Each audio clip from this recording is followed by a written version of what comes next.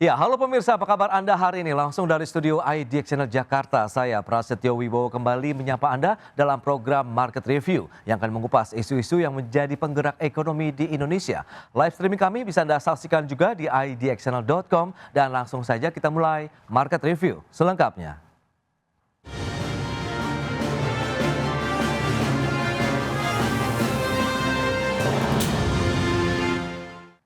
Ya, kebijakan insentif mobil listrik yang berlaku sejak Februari 2024 akan berakhir pada tahun 2025 ini. Meski demikian, Kementerian Perindustrian menyampaikan hingga saat ini belum ada pembahasan mengenai kelanjutan insentif tersebut di tahun 2026. Terkait dengan insentif ini memang sampai dengan hari ini bukan kepada teman-teman semua, kami belum juga atau belum ada sama sekali rapat atau pertemuan dengan kementerian lembaga lain ya, terkait dengan keberlanjutan insentif ini. Jadi bisa kita asumsikan karena sampai dengan hari ini belum ada pernah diskusi atau rapat-rapat pertemuan, sehingga asumsinya memang insentif ini sudah akan berakhir sesuai dengan regulasi yang ada.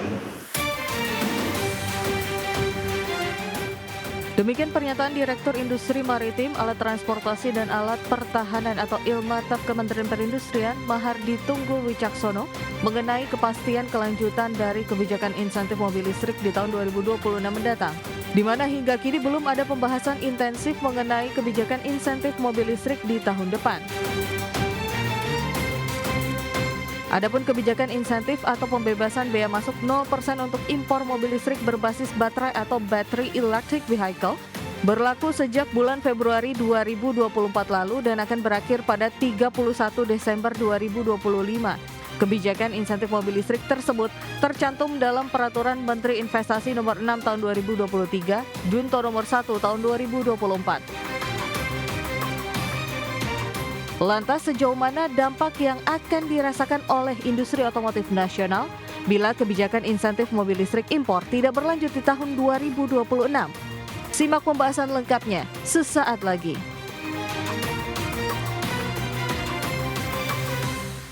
Ya, pemirsa, untuk membahas tema kita kali ini, dilema insentif mobil listrik dan industri otomotif nasional. Sudah hadir bersama saya di studio IDX Channel Bapak Kukuh Kumara, beliau adalah Sekretaris Umum Gaikindo. Kemudian melalui Zoom ada Pak Yanes Martinus Pasaribu, pengamat otomotif dari Institut Teknologi Bandung. Langsung saja kita sapa ini. Halo Pak Kukuh, apa kabar Pak? Halo, kabar baik. Terima kasih diundang lagi. Terima kasih juga atas waktunya. Pak Yanes, apa kabar Pak? Kabar baik, kabar baik. Baik, terima kasih atas waktu yang disempatkan juga Pak Yanes. Ini menarik kalau kita cermati, tadi sudah disampaikan bicara mengenai insentif mobil listrik di Indonesia. Kita tahu booming terjadi dalam beberapa tahun terakhir. Bahkan tren penjualannya ini melonjak sangat luar biasa sekali. Pak Kukuh sebagai pelaku industri otomotif, apa yang bisa kita review kinerja otomotif secara umum? Begitu Anda melihat bagaimana sampai dengan semester 2 tahun ini nih Pak? Ya, sampai semester 2 ini terakhir sampai bulan Juli cukup menarik ya. Ada perkembangan adanya recovery, walaupun kalau dibanding dengan tahun lalu masih berat. Oke. Jadi penjualan di bulan Juli kemarin total Januari-Juli itu mencapai 435 sekitar itu ya wholesale-nya. Dan kita harapkan kemarin dari hasil Gias cukup menarik, dari acara selama 11 hari ada transaksi kurang lebih 38.000. Dan ini akan menarik karena kemudian harapannya adalah di bulan Agustus akan terlihat berapa sebetulnya peningkatannya. Dan yang menarik lagi kalau dikaitkan dengan electric vehicle tadi yang kita mau bicarakan. Electric vehicle ini juga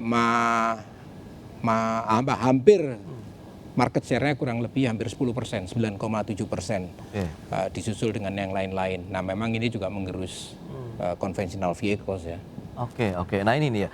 Pak Yanes, dari kacamata Anda melihat bagaimana Pak Yanes dengan kondisi saat ini? Sebenarnya peta persaingannya seperti apa sih antara mobil konvensional yang berbahan bakar minyak atau BBM begitu dengan mobil listrik dengan banjir insentif yang diberikan juga begitu Pak Yanes? Baik, jadi peta persaingannya ini kalau kita lihat lebih banyak sekarang ini dengan banjir insentif kemarin itu di range kendaraan 300 ke 500 juta ya. Oke. Dan ini banyaknya buyersnya ini adalah kelompok menengah ke atas. Tapi memang kalau kita lihat sebenarnya ditujukan dengan insentif ini lebih merata untuk menengah ke bawah atau bagaimana? Atau Anda melihat minat masyarakat begitu Pak Yanes untuk membeli kendaraan listrik, mobil listrik ini juga belum setinggi yang diharapkan dari pelaku usaha sendiri atau bagaimana? Kalau dilihat dari pertumbuhannya, ini masih jauh dari target yang disusun di roadmap sebetulnya, Mas. Ya, karena terus terang ini fenomena yang nggak enak disampaikan sebetulnya, karena di waktu yang bersamaan juga tanpa diduga gitu, sekitar dari 5 tahun lalu, bahwa akan terjadi tantangan struktural penyusutan kelas menengah kita nih yang sampai 16,6% dari 2019. Iya, iya. Terus ketidakpastian global, chip dan sebagainya, sehingga pemulihan ekonomi makro ini jadi kunci sebetulnya. Ini juga membuat seluruh sales kendaraan turun. Baik, itu dia untuk kondisi real secara makro begitu. Nah, Pak Kukuh, tadi sudah disampaikan juga Kementerian Perindustrian juga menyebutkan bahwa saat ini belum ada pembahasan begitu. Bahkan memulai untuk membahas seperti apa sih insentif mobil listrik yang diberikan yang akan berakhir 31 Desember 2025 ini. Nah, Anda melihat bagaimana? Apakah ini menjadi sinyal ya insentif tidak akan berlanjut untuk mobil listrik Pak di tahun depan? Atau sejauh ini Gaikindo melihatnya seperti apa? Jadi kalau kita kembalikan mengenai kebijakan, ini kalau dilihat bahwa ini akan berakhir, ya berakhir. Karena ini masalah konsistensi. Dua sisi. Kalau ini kan ditujukan untuk meningkatkan adopsi electric vehicles. Dan itu sudah berhasil, sudah berjalan, kita hampir 10%. Dan kita juga harus mengingat, kita punya industri yang lain. Conventional vehicles. Itu yang sempat terpukul dengan adanya insentif yang diberikan kepada CBU, ya, kendaraan yang diimpor. Karena ini adalah jenis-jenis kendaraan yang tidak ada TKDN-nya. Sementara industri kita itu kan syarat dengan kendaraan-kendaraan punya TKDN tinggi. Nah, begitu adanya CBU import, ya memang ini upayanya adalah untuk meningkatkan adopsi electric vehicle, betul. Tapi yang konvensional pun itu terpukul, padahal mereka TKDN-nya cukup tinggi. Dan ini akan berdampak terhadap supplier-supplier, pemasok. Itu cukup banyak sekali. Jadi tier 1 terdampak, kemudian tier 2 juga terdampak. Bahkan di tier 2 ini ada yang misalnya perusahaan-perusahaan single komponen. Mereka hanya memasuk komponen seperti bracket atau apa yang lain-lain ke salah satu perusahaan. Begitu konvensional ini terpukul, mereka terpukul. Dan ini sudah mengindikasikan terjadinya PHK, ya, karena kalau supply-nya nggak masuk, gimana mereka bisa menghidupi karyawannya. Gitu. Nah itu dia. Ini menarik Pak Yani, sebenarnya dilema atau seperti apa sih Anda melihat begitu dengan insentif yang diberikan? Kita tahu juga pemerintah ingin membangun satu industri mobil listrik juga yang cukup kuat begitu, komitmen juga disampaikan dan kita tahu investor juga ditagihkan untuk investasi juga di Indonesia. Nah, Anda melihat bagaimana? Tapi Pak Kukuh juga menyampaikan justru pemain lokal atau produsen otomotif nasional kita justru ikut tergerus begitu, terpapar juga begitu dengan masifnya penjualan mobil listrik dengan insentif yang Anda sampaikan juga cukup banyak begitu nih Pak Yanes. Ya, ini sebetulnya dampak kebijakan tahun 2015 kita menandatangani Paris Agreement nih, Mas. Dan akibatnya kita harus konsisten atau jika tidak ya banyak sekali nanti produk-produk pertanian atau ya produk-produk hulu Indonesia ini di-ban oleh Eropa. Dan dalam perjalanannya kalau kita lihat ya dengan perubahan geopolitik ini, ya Jepang ini membuat produk-produk Indonesia jadi lebih diperlunak lagi ya, kalau kita lihat kemarin. Baik, nah konsekuensinya apa saja yang akan terjadi kalau memang kebijakan insentif mobil listrik ini tidak berlanjut lagi di tahun 2026? Pak Yanes, Pak Kukuh, kita akan jeda dulu sebentar ya, kita akan bahas nanti di segmen berikutnya. Dan pemirsa, kami akan segera kembali usai pariwara berikut ini.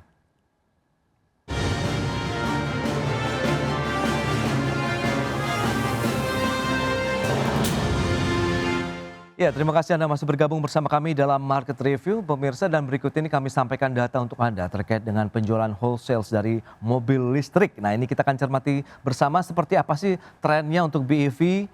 Kita lihat seperti apa battery electric vehicle. Ini seperti yang disampaikan periode Januari sampai dengan Juli 2025. Kita lihat mencapai 42.249 unit. Dan kalau kita lihat hybrid sendiri 42.249 unit. Atau yang sudah disinggung Pak Kukuh tadi, hampir 10%.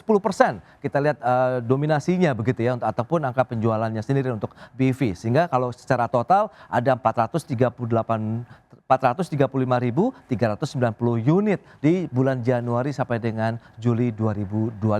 Dan kita akan cermati dari sisi tren penjualan mobil listrik itu seperti apa dalam beberapa tahun terakhir. Dari tahun 2020 hanya tercatat sekitar 125 unit saja begitu yang terjual. Sementara di tahun berikutnya mengalami lonjakan 687 unit. Kemudian di tahun 2022 seiring dengan sudah mulainya insentif-insentif yang diberikan oleh pemerintah nih untuk mobil listrik di Indonesia yang berbasis baterai. Kita lihat melonjak sampai dengan 10.327 unit. Dan di tahun 2023 17.051 unit dan di tahun 2024 lalu mencapai 8.280 unit. Ini dia trennya luar biasa sekali untuk penjualan mobil listrik dan kita akan lihat mobil listrik yang terlaris itu ya apa saja sih mereknya yang menjadi primadona begitu masyarakat Indonesia. Ada BYD 16.427 unit. Kemudian menyusul berikutnya ada Denza, ini merek baru yang langsung mencuri perhatian juga 6.256 unit. Kemudian ada Wuling, ini juga pemain lama yang nampaknya sudah mulai berada di posisi ketiga 6.210 unit. Kemudian ada Chery dan juga Ion.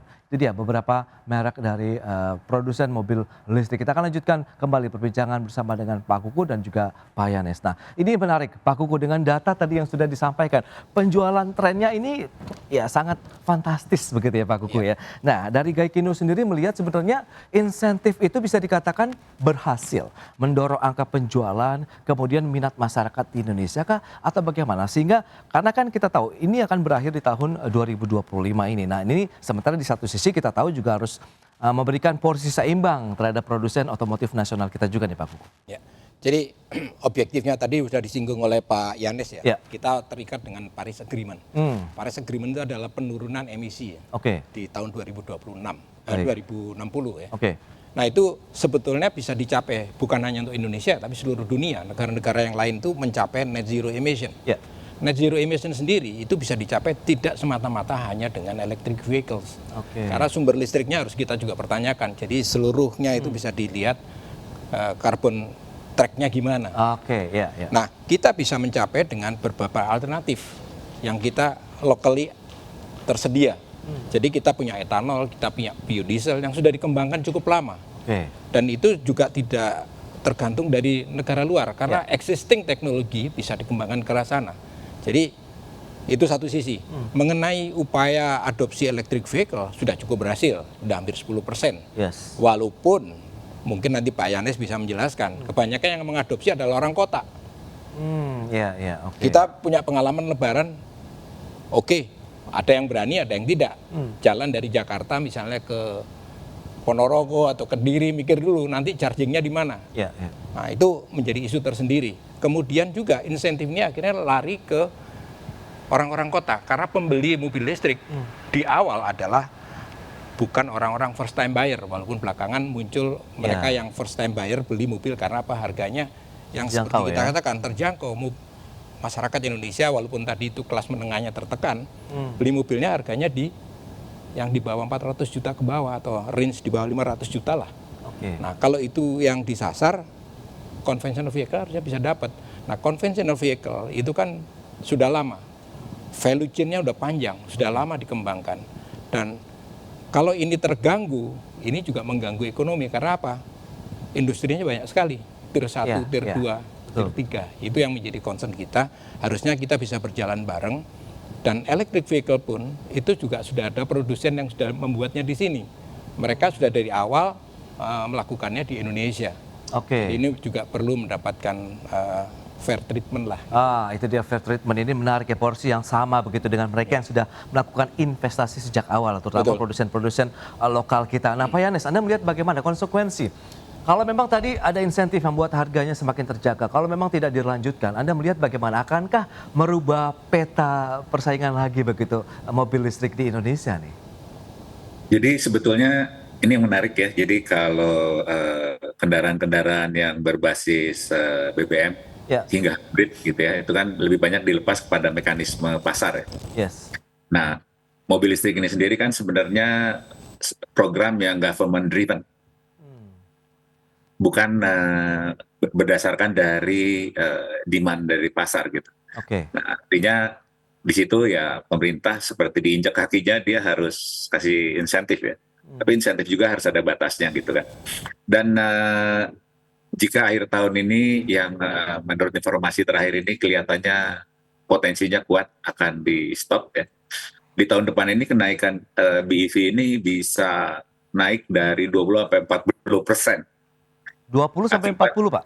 Iya, 40%. Tergantung capaian mereka. Oke. Itu akibat pilihan bea masuk ya, kemudian untuk CKD, kemudian PPNBM, PPN 12%, dan ini akan menjadi bagian apa ya, bisa dibilang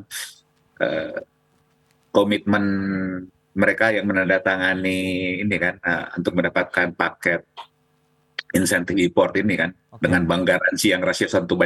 Nah ini akan dibebankan nanti kepada para pelaku bisnis yang mengimpor kendaraan itu dengan menaikkan komitmen. Artinya ini sangat beresiko juga bagi para calon-calon produsen ya, yang sedang mempersiapkan factory-nya sekarang kan. Oke. Nah ini momentumnya, jadi kalau dilihat kalau mau beli mobil listrik ya belilah sebelum akhir tahun. Karena itu akan mahal sekali kalau digunakan ya. Nah, Pak Yanis, tapi dari kacamata Anda melihat juga nih Pak Yanis, kesiapan dari mereka yang selama ini produsen-produsen otomotif global juga yang memasarkan produk mobil listrik di Indonesia, kemudian ada komitmen investasi membangun dan mengembangkannya di Indonesia, menurut Anda seperti apa? Apakah juga sudah sesuai dengan target dari pemerintah, dalam artian pada saat tahun depan mereka sudah siap nih untuk memproduksinya di Indonesia, Pak Yanis? Baru 2-3 yang cukup siap. Tapi tantangan pertamanya ini Mas, jadi kalau Pak Koko paling tahu lah, sebetulnya SDM kita untuk operator itu tidak siap untuk kendaraan listrik. Tidak ada. Belum ada, apa ya bisa dibilang, apa ya istilahnya ya, tenaga terampil yang well trained, yang bersertifikat untuk BEV. Nah ini juga jadi tantangan berat sekarang dengan waktu yang semakin terbatas. Jadi rekrutmen pun sulit sebetulnya. Wow, oke. Berarti masih butuh waktu lagi, sementara akan berakhir juga di akhir tahun ini. Pak Kuku, Anda melihat lantas bagaimana dengan kondisi seperti ini untuk produsen lokal begitu? Dan apakah bisa mengisi akhirnya ceruk-ceruk yang tadi sebelumnya diambil dengan adanya insentif mobil listrik sehingga harga terjangkau, kemudian bisa diisi, dan kesiapan dari produsen lokalnya sendiri juga seperti apa untuk memproduksi mobil listrik yang selama ini ya cukup diminati juga sebenarnya kan oleh masyarakat begitu? Jadi pemainnya sebenarnya sudah ada. Walaupun memang masih terbatas. Dan yang menarik memang tadi disinggung sedikit oleh Pak Yanes, saya ingin tarik lebih dalam lagi.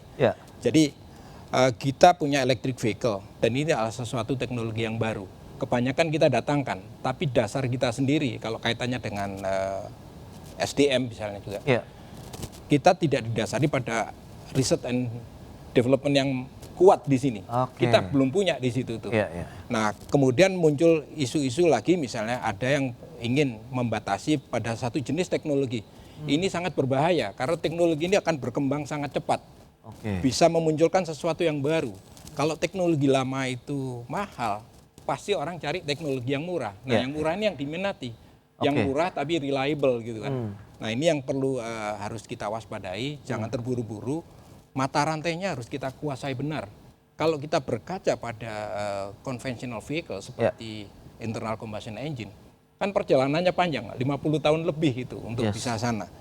Mulai dari kita datangin CBU, kemudian berkembang perlahan-lahan, dan kemudian melakukan pendalaman lokal konten. Itu tidak sesederhana yang dibayangkan orang. Bikin mobil gampang, ternyata enggak. Bikin mobil yang laku dijual itu isu tersendiri kan. Nah itu apalagi kalau kita bersaing dengan teknologi. Nah masalah harga ini kan cukup sensitif kalau kita bicara mengenai mobil listrik, dan masyarakat sudah cukup dimanjakan lah dalam artian dengan harga yang terjangkau begitu. Nah menyikapi tahun depan seperti apa strateginya? Tahan dulu jawabannya Pak Kuku. Pak Yanes, kita akan jeda dulu sebentar ya. Dan pemirsa, kami akan segera kembali usai pariwara berikut ini.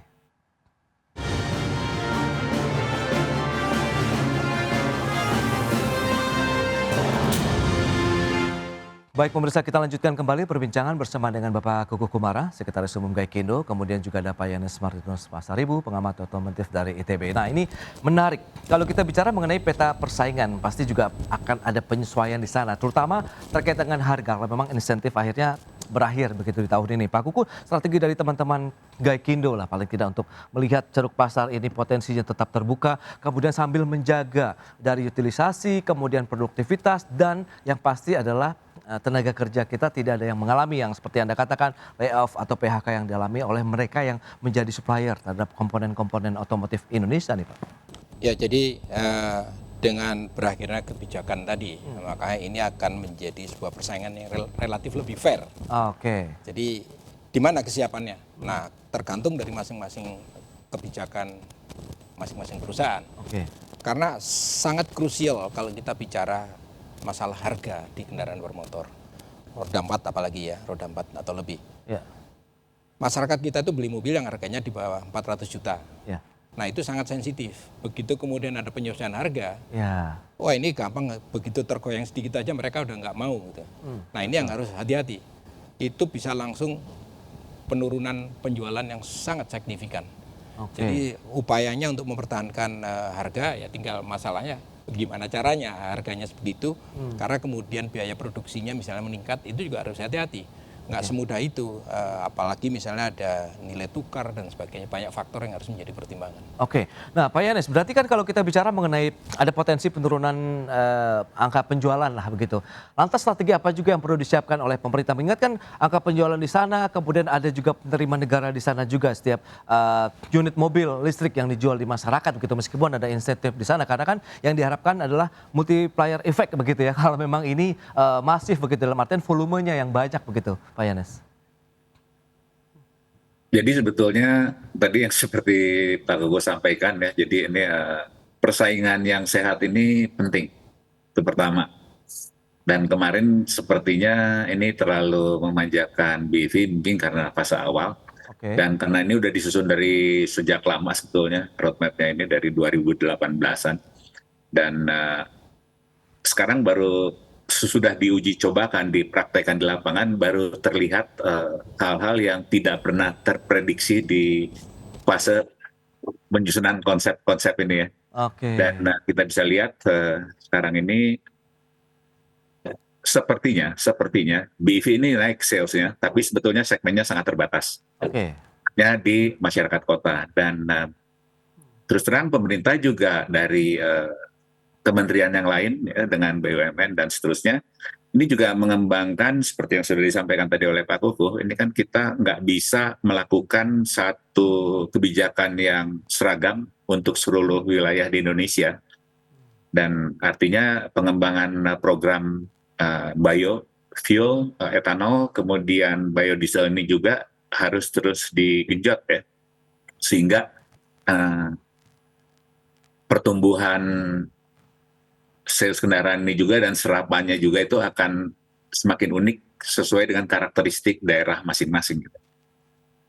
Baik, tapi menurut Anda apakah nanti akan ada mungkin model insentif lain begitu untuk bisa mengangkat lagi angka penjualan mobil, mengingat ada kekhawatiran kalau turun ataupun anjlok dari sisi angka penjualan di tahun depan kan berarti akan mengganggu kinerja secara keseluruhan dong, berarti industri otomotif kita begitu nih Pak Yanes, karena kan harus ada target juga misalnya penjualan wholesale dan lain-lain yang termasuk di dalamnya tentu mobil listrik begitu Pak Yanes. Ya. Jadi per tahun depan ini sudah waktunya mulai mempertegas pajak karbon. Oke. Ya, ini juga dengan nanti akan semakin banyaknya produsen lokal yang memproduksi kendaraan di kelas LCGC yang menggunakan hybrid, ini juga akan mendapatkan insentif. Nah, insentif ini nantinya akan berbasis karbon. Dan ini yang jadi perhatian pemerintah juga, dan kemudian bukan tidak mungkin, Oke. BBM juga nanti akan mulai masuk perhitungan pajak karbon. Baik. Nah, Pak Kuku, lantas sebenarnya dari Gaikindo sendiri masih menginginkan tidak sih bentuk insentif lain yang diberikan untuk industri otomotif kita khususnya dari kendaraan listrik? Apakah tadi akan bisa seiring sejalan hybrid kemudian yang BEV yang memang berbasis baterai?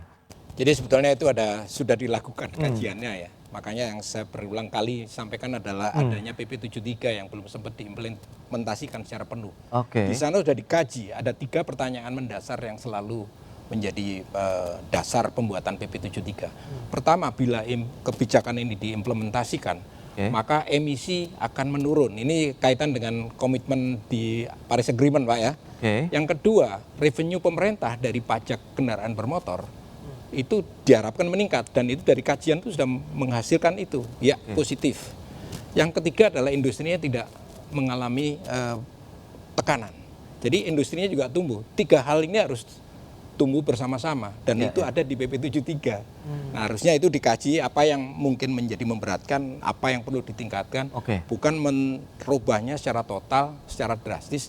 Nah, kita bingung sekarang hasilnya seperti ini gitu. Oh ya, berarti dalam artian harus seiring sejalan, tidak ada yang dalam artian harus ada yang diutamakan begitu. Kalau bisa berbarengan antara teknologi-teknologi dari mobil listrik yang ada di Indonesia atau akan diadopsi di Indonesia begitu ya Pak Kukuh. Baik, itu dia tantangannya nampaknya masih ada begitu. Kita akan lihat nanti bagaimana strategi pemerintah juga nih, karena akan berakhir di tahun 2025 ini, kemudian pasti akan ada kebijakan-kebijakan lanjutan begitu ya, akan dilakukan begitu untuk bisa menyesuaikan dan menjaga iklim investasi, iklim ataupun pangsa pasar dari mobil listrik di Indonesia. Pak Kukuh dan Pak Yanes, terima kasih banyak nih atas waktu dan kehadirannya juga Pak Kukuh, dan juga waktu yang disempatkan Pak Yanes untuk hari ini. Selamat melanjutkan aktivitas Anda kembali. Salam sehat ya Pak. Baik pemirsa, jangan beranjak dari tempat Anda karena sesaat lagi kami masih akan kembali dengan tema menarik lainnya terkait dengan Indonesia bebas bea masuk sawit, kakao, dan karet ke Amerika Serikat. Market Review segera kembali.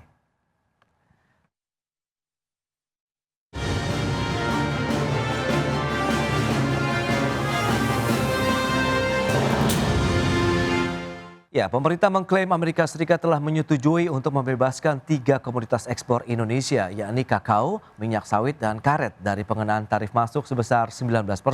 Menko Perekonomian Airlangga Hartarto menyebutkan tarif masuk ke Amerika Serikat untuk ketiga komoditas tersebut berpeluang mendekati 0%.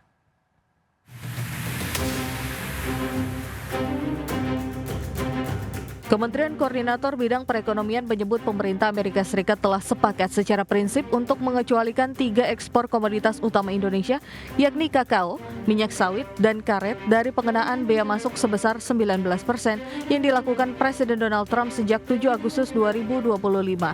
Melansir laporan Reuters pada hari Selasa lalu, Menteri Koordinator Bidang Perekonomian Airlangga Hartarto yang juga Ketua Tim Negosiasi Perdagangan Indonesia mengatakan, kesepakatan bebas tarif ini akan berlaku setelah kedua negara mencapai perjanjian final. Namun hingga kini belum ada kepastian waktu karena Amerika Serikat masih fokus dengan pembahasan tarif bersama sejumlah negara lain. Airlangga mengatakan dengan pengecualian tersebut maka tarif 3 komoditas agribisnis Indonesia tersebut ke Amerika Serikat akan menjadi mendekati 0 atau bahkan bisa 0%. Saat ini Indonesia merupakan eksportir minyak sawit terbesar di dunia sekaligus pemasok utama karet di pasar global. Selain terkait tarif masuk, Indonesia dan Amerika Serikat juga membicarakan peluang investasi Amerika Serikat dalam pembangunan fasilitas penyimpanan bahan bakar di Indonesia. Proyek ini direncanakan akan menggandeng BPI Danantara serta PT Pertamina Persero.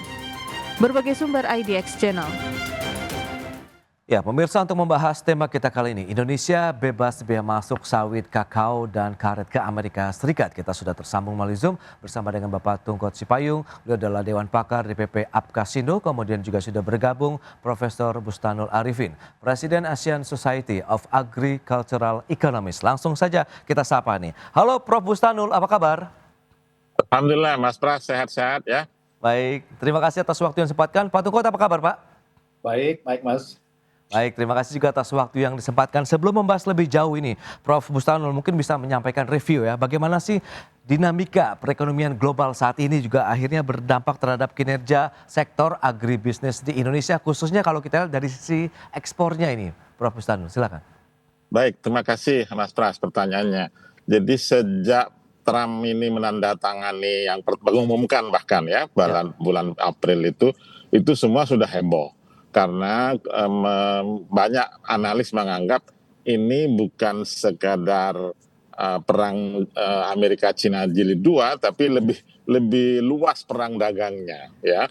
Perang dagangnya menyangkut banyak hal karena banyak negara, karena Presiden Trump juga mengenakan tarif resiprokal untuk sekian banyak negara yang selama ini berdagang dengan Amerika Serikat. Nah, di tengah hal seperti itu rupanya Iran balas-balasan bom dengan Israel kan, bulan Mei kalau tidak salah kan, dan seterusnya dari situ dengan global yang semakin penuh ketidakpastian, lalu semua negara menyelamatkan diri masing-masing, dan Indonesia juga merespon cukup cool menurut saya ya. Oke. Jadi pelan-pelan kemudian negosiasi. Mei ada delegasi ke Amerika Serikat membahas setidaknya ada pengurangan, ternyata dari 32% dikurangi menjadi 19%. Dan sekarang pembahasannya sudah mengarah pada pengecualian. Saya tahu tuh teman-teman yang bernegosiasi tentang daging itu juga cukup ketat juga, karena Amerika Serikat kan ingin mengekspor daging sapi dan paha ayam ke Indonesia. Tapi kita memiliki kartu truf kalau boleh disebutkan, dengan kita menerapkan standar halal ya, kehalalan menjadi nomor satu bahkan mungkin. Jadi selain aman ya, asuh maksud saya, aman, sehat, utuh dan halal. Baik. Nah, Dari sana terus kemana-mana sampai sekarang kita membahas mengenai 3 komoditas yang seharusnya menjadi berita baik bagi kita dan bagi pelaku Indonesia. baik itu dia. Nah, Pak Tungkot, lantas bagaimana kalau Anda lihat begitu, Apkasindo melihat, mengingat ini ya kelapa sawit begitu, CPO kan memang masih menjadi andalan ekspor Indonesia. Kemudian tadi ada informasi bahwa bea masuk begitu dari beberapa komoditas pertanian kita begitu, seperti kakao, kemudian minyak sawit dan lain-lainnya itu bisa mendekati 0% ini, Pak Tungkot. Iya, ini saya pikir ini kesempatan baru kalau itu jadi ya. Oke. Selama ini memang paling tidak dalam 5 tahun terakhir, ekspor sawit kita ke Amerika Serikat itu meningkat cepat. Itu dari hanya sekitar 1,5 juta pada tahun 2020 misalnya, itu tahun 2024 yang lalu sudah hampir 2,5 juta ton gitu. Nah, meskipun demikian, sebetulnya peluang pasar di Amerika Serikat untuk sawit kita masih banyak ya. Market size dari pasar Amerika Serikat khusus untuk sawit dan produk turunannya itu sekitar 5 juta ton per tahun. Kita baru ambil itu kira-kira 52% gitu. Jadi masih ada kesempatan kita ada 40 sekian persen. Nah, yang selama ini diisi oleh Eropa, reekspor gitu. Nah, ini yang perlu kita lihat ke depan.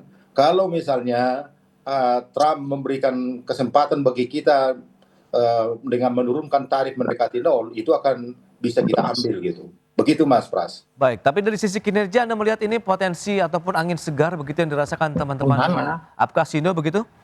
Pak Ya, Tungkot? betul. Ini angin segar. Baik. Nah, dengan menyikapi seperti saat ini, dengan adanya rencana begitu pemberlakuan hampir mendekati 0% begitu, Prof. Bustanu, Anda melihat seperti apa sih kesiapan-kesiapan yang perlu dilakukan begitu, mengingatkan ini juga menjadi andalan ekspor Indonesia begitu, 3 komoditas agribisnis ini begitu, Prof. Baik, terima kasih Mas Pras. Sebetulnya teman-teman kalau saya boleh bilang tidak perlu persiapan, karena dari awal sudah betul-betul mengusahakan untuk hal tersebut. Oke. Jadi sudah terbiasa berjuang kalau boleh disebut ya kan ya. Nah, dari sana mungkin yang pertama itu justru nanti di Amerika Serikat sendiri perlu memperluas pasarnya kepada pelaku-pelaku lain, bukan yang itu saja.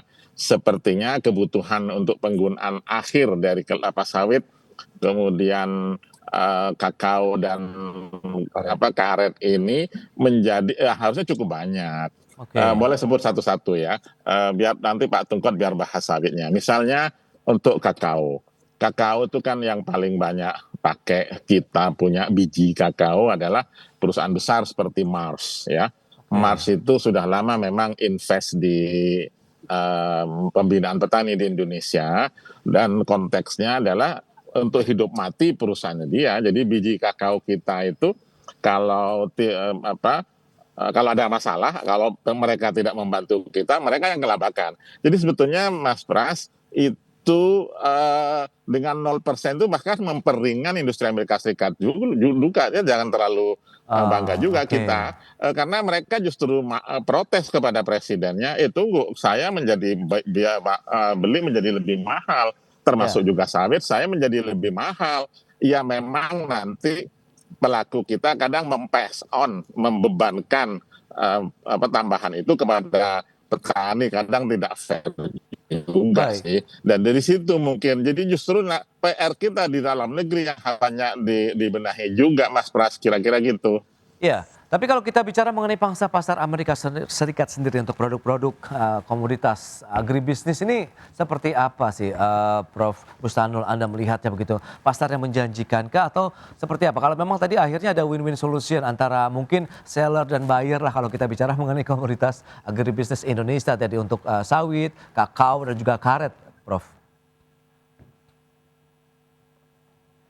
Ya, cukup luas. Tapi mereka terus terang memerlukan high quality, ya, Oke. memerlukan kepastian. Dan itu saya lebih jika Anda tanya persiapan, justru lebih banyak persiapan dalam negeri yang memang dibutuhkan, Mas Pras. Dan dari situ sebetulnya PR kita justru ada di situ gitu. Oke.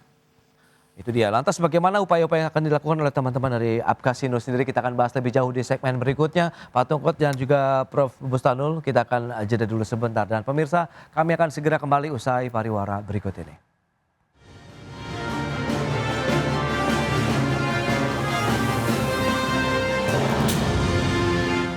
Ya, terima kasih Anda masih bergabung bersama kami dalam Market Review, pemirsa. Dan berikut ini kami sampaikan data untuk Anda terkait dengan komoditas non-migas penyumbang surplus perdagangan Indonesia. Ini dia, kita akan cermati bersama apa saja. Ada lemak dan minyak hewan nabati, ini kemudian bahan bakar mineral, kemudian ada besi dan baja. Kalau kita lihat komposisinya untuk lemak dan minyak hewan atau nabati 15,74 miliar dolar Amerika Serikat. Kemudian untuk bahan bakar mineral mencapai 13,28 miliar dolar, besi dan baja 9,04 miliar dolar Amerika Serikat. Dan selanjutnya kita akan cermati seperti apa pasar utama. Ini adalah 3 negara penyumbang surplus terbesar di Indonesia. Ya, ini dia. Di semester 1 tahun 2025 datanya Amerika Serikat, pemirsa, menempati posisi pertama sekitar 9,92 miliar dolar Amerika Serikat. Memang berarti Amerika Serikat masih menjadi pangsa pasar yang menjanjikan ataupun menggiurkan untuk Indonesia, menyusul India dan juga Filipina. Itu dia beberapa data yang kita sampaikan dan selanjutnya kita akan cermati bersama. Pasar utama ekspor produk sawit Indonesia, ini dia. Yang pertama China, justru kita lihat 20,4%, kemudian India 15,1%, Uni Eropa 10,4%, kemudian Pakistan 9,3% dan Amerika Serikat hampir 7%. Berarti potensi yang masih harus kita gali lebih jauh lagi, apalagi dengan ada potensi tadi bea masuk dari beberapa komoditas agribisnis kita, ada sawit, kemudian karet dan juga kakao bisa mendekati 0%. Kita akan lanjutkan kembali perbincangan bersama dengan Profesor Bustanul, kemudian juga Bapak Tungkot Payung. Baik, dengan beberapa data tadi yang sudah disampaikan. Nah ini Pak Tungkot, lantas apa yang perlu kita cermati? Seberapa besar akhirnya pangsa pasar Amerika Serikat bisa kita lebih garap jauh lagi begitu, mengingat ada potensi kalau memang biaya masuknya bisa mendekati 0% begitu Pak Tungkot? Ya, masih di mute Sudah. sepertinya. Ya, silakan Pak. Ya, sudah aman Pak. Sebelum kebijakan Trump, kita sudah mengekspor ke Amerika Serikat itu sebesar 2,5 juta ton minyak sawit ya dan produk turunannya gitu. Nah, sebenarnya market size dari sawit di Amerika Serikat itu ada sekitar 5 juta ton. Ya, 5 juta ton itu semua adalah sebagian besar dipakai untuk industri pangan dan industri oleokimia gitu. Oke. Nah, kalau ini bisa 0% tarif kita masuk ke sana, berarti kan kita bisa mengambil alih yang 40% lagi. Baik. Selama ini, apalagi kebijakan tarifnya misalnya 19%, ya Eropa 15%, selama ini sawit kita lewat Eropa dulu kan, sebagian. Oke. Baru masuk ke Amerika, itu yang direekspor itu. Itu 40% itu dari kebutuhan Amerika gitu. Nah, kalau ini bisa 0%, kita direct aja. Direct trade dari Indonesia ke Amerika, kita bisa dapat 5 juta ton itu cukup besar ya, 2 kali lipat dari yang ada sekarang. Itulah potensi pasar yang kita harapkan bisa kita garap kalau kebijakannya Trump ini bisa menurunkan tarif bea masuk ke sana, Ya. itu mendekati 0 ya. Apalagi yang penting itu sebenarnya di bawah Uni Eropa gitu ya. Tapi kalau bisa 0% lebih bagus lagi. Nah, itu belum memperhatikan ya ada sebenarnya potensi lain lagi bahwa sawit itu bisa menggantikan rapeseed, bisa menggantikan sunflower, bisa menggantikan minyak kedelai juga di sana. Kalau harganya sudah lebih murah dari itu gitu. Jadi ini potensinya sangat luar biasa. Jangan-jangan ke depan kalau konsisten nanti kebijakannya Trump ini dilakukan gitu ya, mendekati 0%. Jangan-jangan Amerika Serikat dan Amerika Utara dan Kanada maksudnya di situ, itu adalah kawasan baru yang cukup besar. Mungkin juga sama dengan seperti Cina atau India nanti di masa mendatang untuk pasarnya CPO kita, minyak Oke, sawit kita. itu Begitu. dia. Hampir 7% kalau kita lihat mangsa pasar produk sawit Indonesia ke Amerika Serikat di data tahun 2024 tadi. Nah, seberapa besar sih potensinya kesiapan dari teman-teman Apkasindo sendiri melihat ceruk pasar yang berpotensi terbuka lebar tadi nih Pak Tungkot?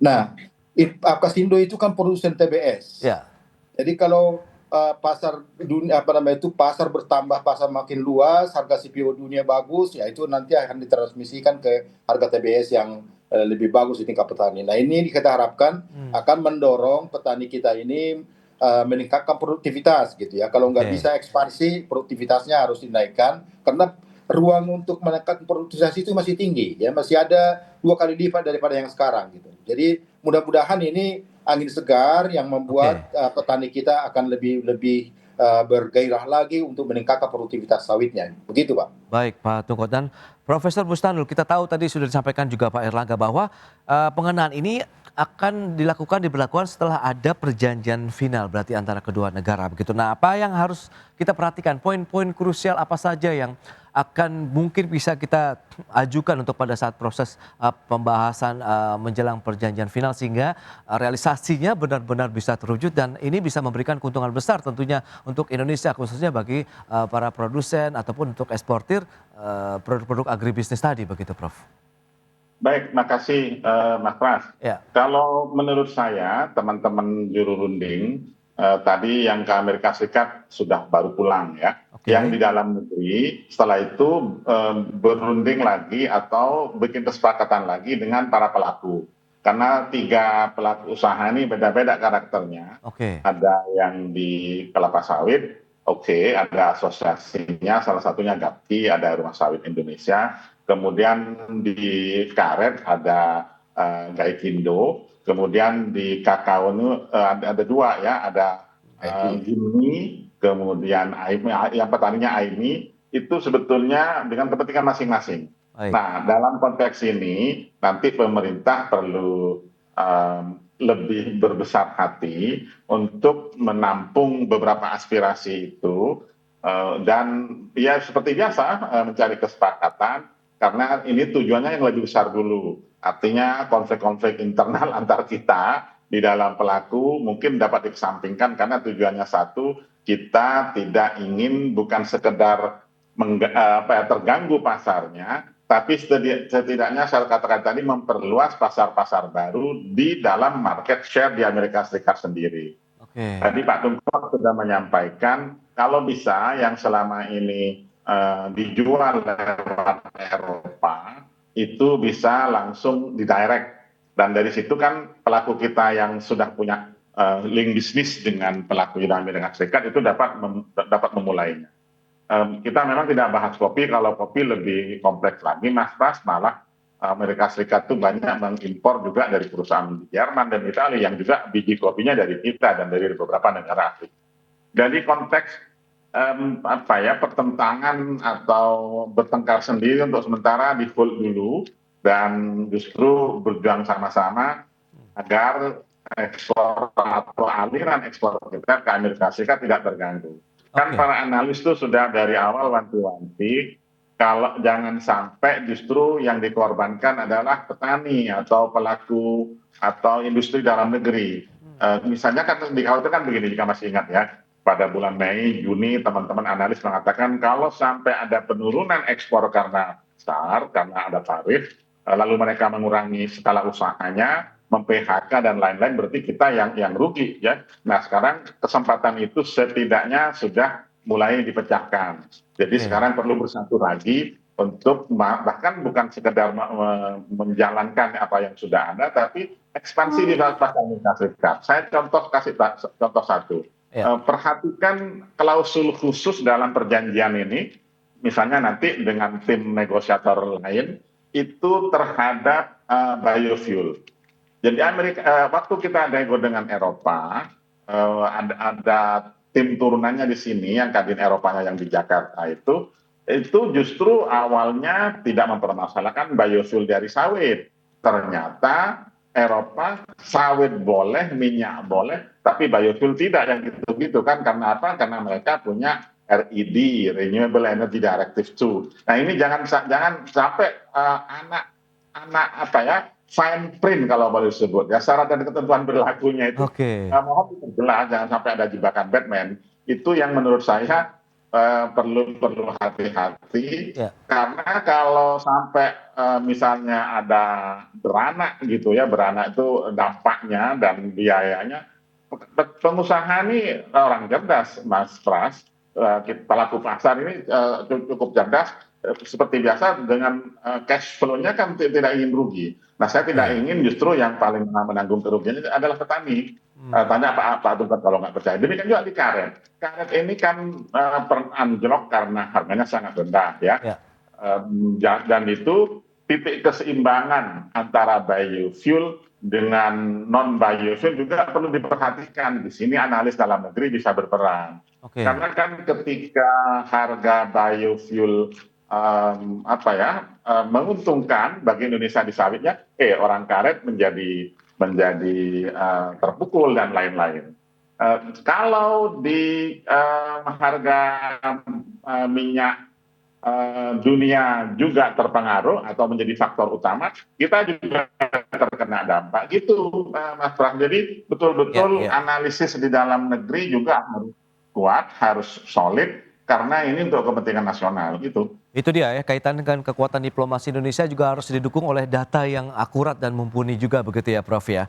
Baik, nah dari Pak Tungkol sendiri bagaimana Anda melihat potensi-potensi ini, sehingga akankah ini menjadi peluang juga? Kita tahu hilirisasi kan tidak hanya di sektor pertambangan, tapi pun pertanian juga masuk di dalamnya. Apakah potensi dengan 0% kemudian ada upaya-upaya diplomasi ini juga akan berdampak juga dengan program-program ataupun pengembangan produk-produk sawit di Indonesia ini Pak Tungkol?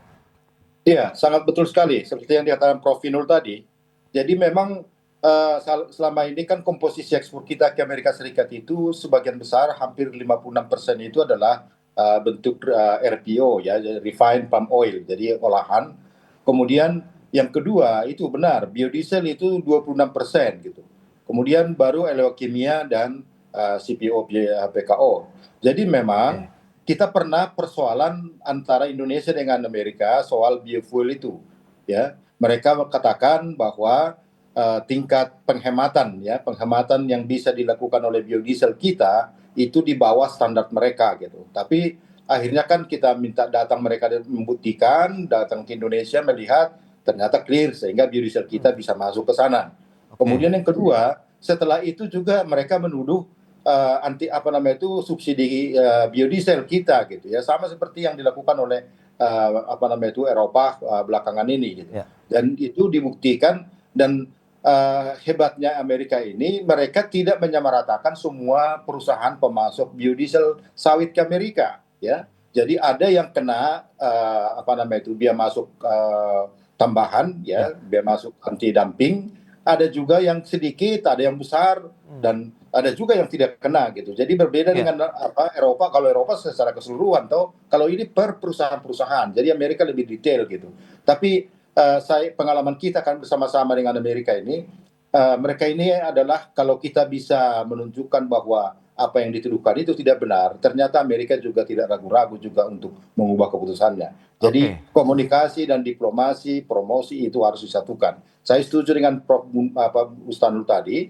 Di dalam negeri kita harus sepakat, kita mau kemana nih dengan ada terbuka peluang besar kepada Amerika Serikat. Kita bagaimana kita memanfaatkannya. Itu perlu kita sama-sama rumuskan. Begitu ya, berarti memang harus saling bahu-membahu begitu untuk bisa meningkatkan lagi kinerja ekspor secara nasional begitu ya. Dan kita tunggu lagi bagaimana kekuatan diplomasi, kemampuan para negosiator ulung kita begitu untuk pada saat perjanjian final begitu, sehingga realisasinya benar-benar terjadi bahwa beberapa komoditas ekspor yang memang menjadi andalan Indonesia juga bisa masuk pasar Amerika Serikat dengan biaya masuk sekitar 0% tadi yang diharapkan. Baik, Prof. Bustanul, kemudian Pak Tungkut Sepayung, terima kasih banyak atas informasi, update dan juga insight yang sudah disampaikan kepada pemirsa hari ini. Selamat melanjutkan aktivitas Anda kembali. Salam sehat, sampai berjumpa kembali. Terima kasih Prof. Terima kasih Pak Terima Tungkut. kasih Mas Pras. Terima kasih Prof. Inul. Sampai jumpa lagi. Baik pemirsa, 1 jam sudah saya menemani Anda dalam Market Review dan perbaharui terus informasi Anda hanya di IDX Channel, your trustworthy and comprehensive investment reference. Karena urusan masa depan harus terdepan. Aku investor saham. Ya, saya Prasetyo Wibowo beserta seluruh kerabat kerja yang bertugas pamit undur diri. Terima kasih, sampai jumpa.